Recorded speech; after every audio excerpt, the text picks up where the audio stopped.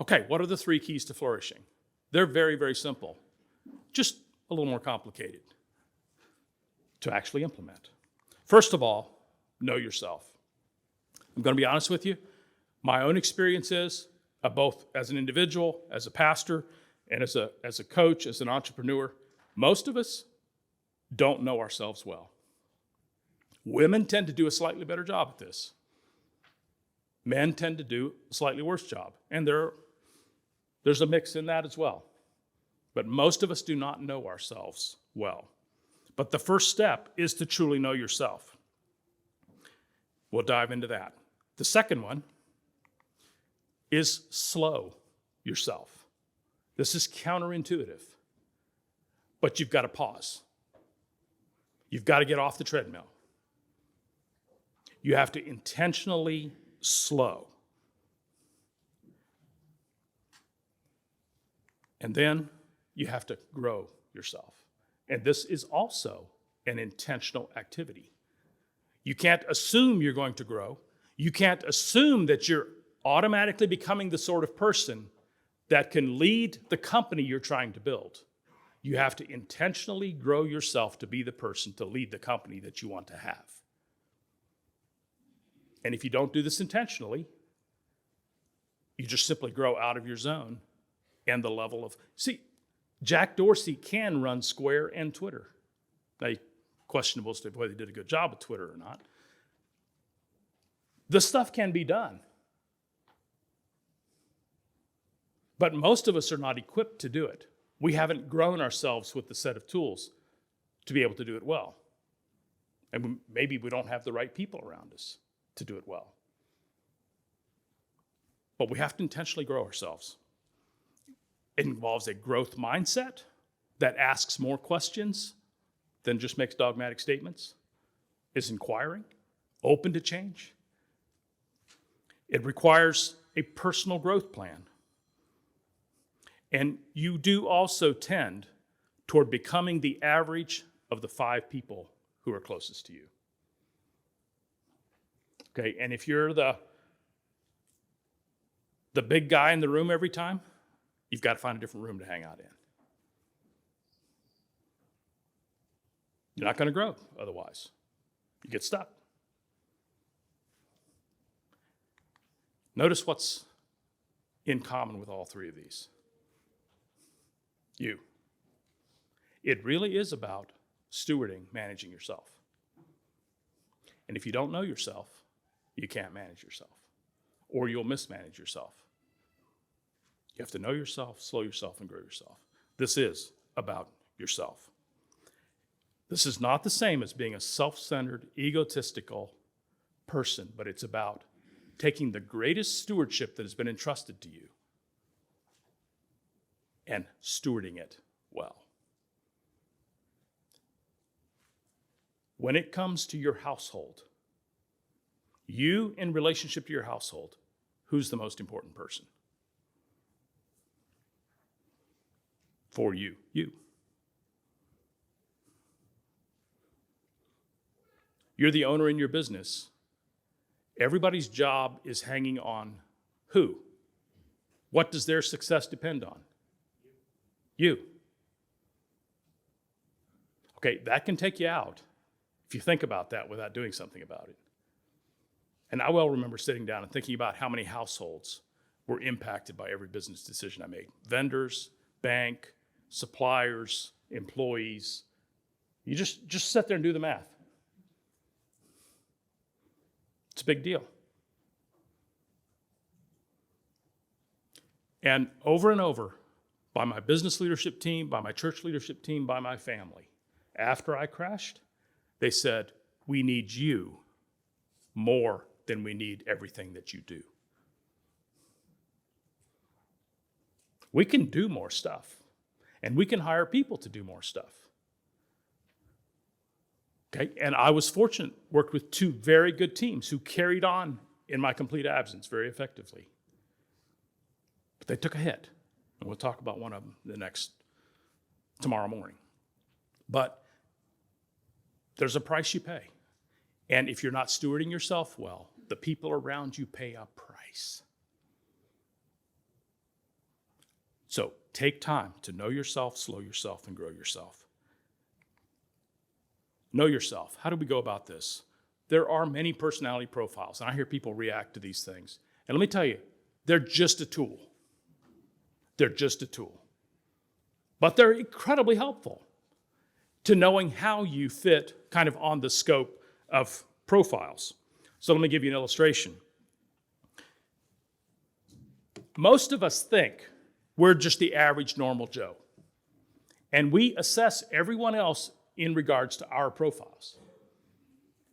We don't know that we're doing it, but there are so critical people. I'm normal. They're so lazy. I'm normal. They're so incredibly social, they don't get any work done. I'm normal. Well, maybe on the scope of the human population, you're not normal. You're maybe a 2 percentile oddity. And I'm telling you, it's helpful to know that. For your own health, and then also for your relationship to all the other people around you. Not to try to be something different, but try to build on your strengths, shore up for your weaknesses, build teams that complement, so that you can truly lead the life that you have been designed and created to lead. You can have your greatest impact. And if you have your greatest impact, you have your most fulfilling life. The greatest impact for you. And so these profiles, things like culture index, DISC profiles, Enneagram, there's a whole list of them. And they all have their variation, strengths, and weaknesses. These are just, samples of the data that comes off. And they're meaningless unless you understand what they're measuring. But they're incredibly helpful. And I would encourage you to be sure that you use them for yourself and for your teams as you have the opportunity. Know your strengths and weaknesses. And again, there's a book called Strengths Finders that I found incredibly helpful. And learn to live. I'm going to make a strident statement here. Learn to live by maximizing your strengths and supplementing your weaknesses. I think I lived in a season of my life where I knew what my weaknesses were, and so I would work hard to try to shore up my weaknesses myself. And when you live outside of your profile, your natural profile for an extended period of time, it drains energy.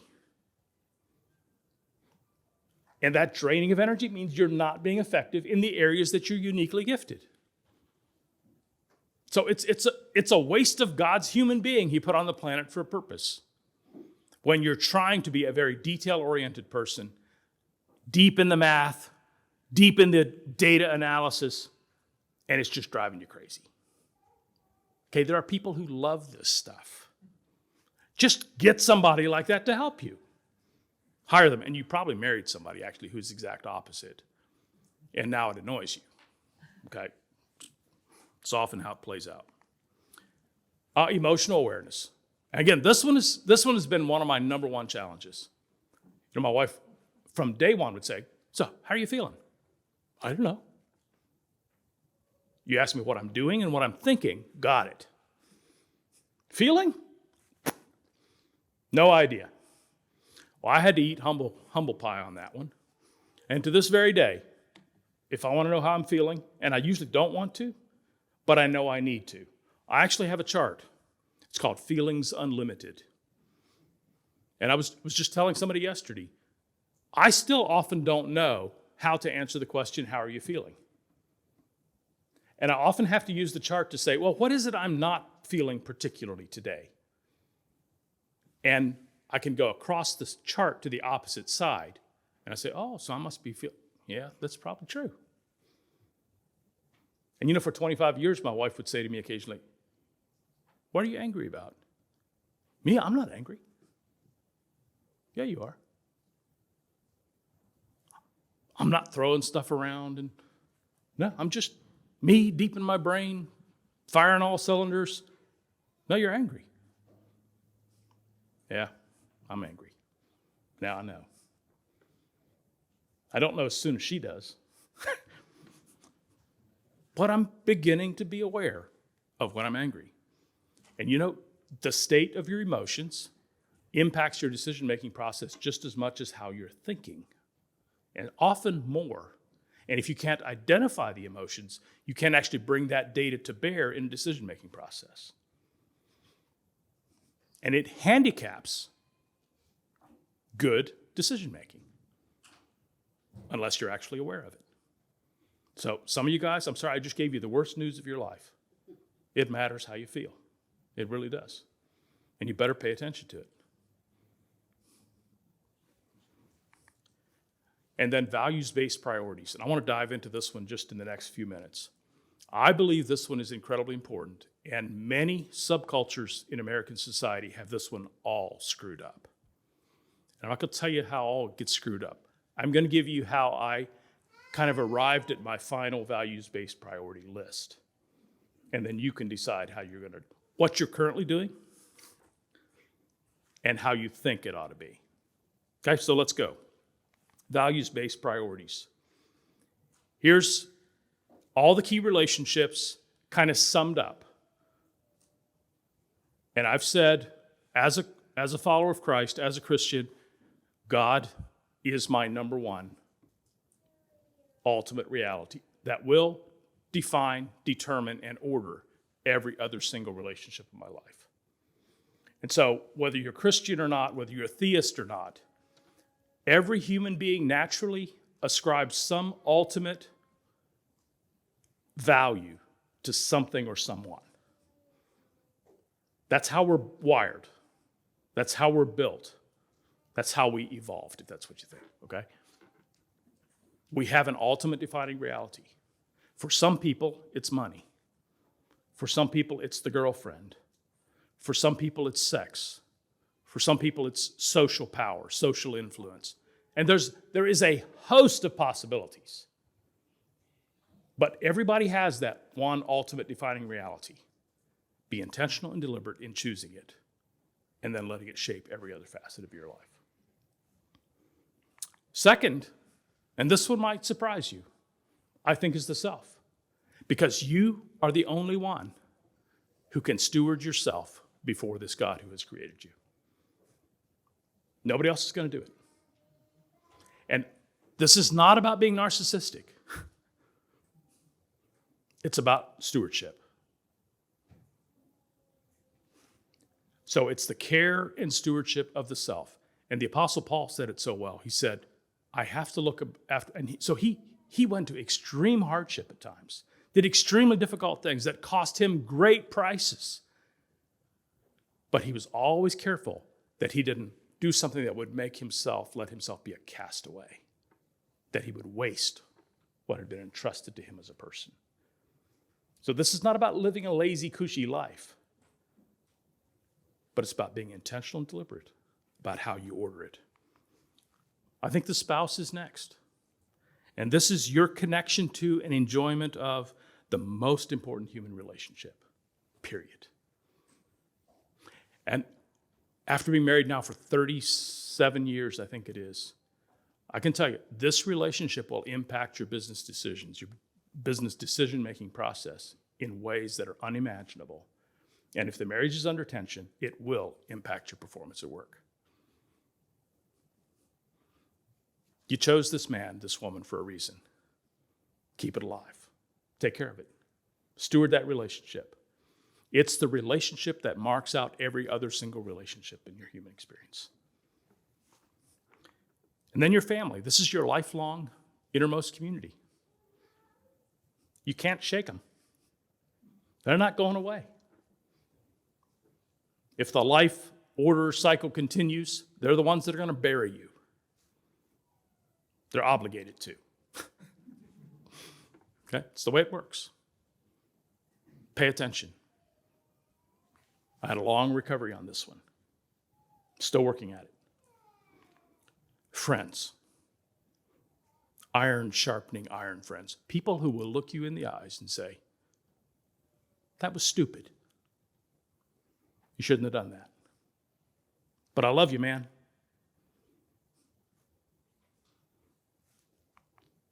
Finances.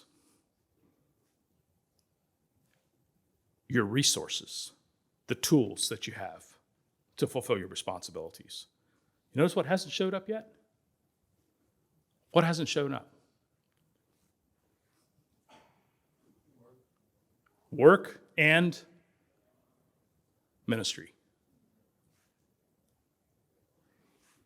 Okay? Your career. Here's my definition for career. It's your contribution to the world as an exchange. And finally, ministry, which is your service to the world as a gift. And as a pastor of a church, I finally told them, I said, here's my life. If you want more than this from your pastor, you can make it a career position and get one notch up on the ladder. That's it. Okay, and if you're a pastor, you're in ministry, you need to pay attention to this, because quality ministry is the overflow of a rich, well-ordered life.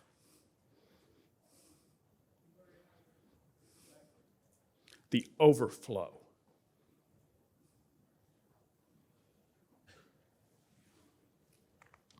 Okay, now we're going to speed it up.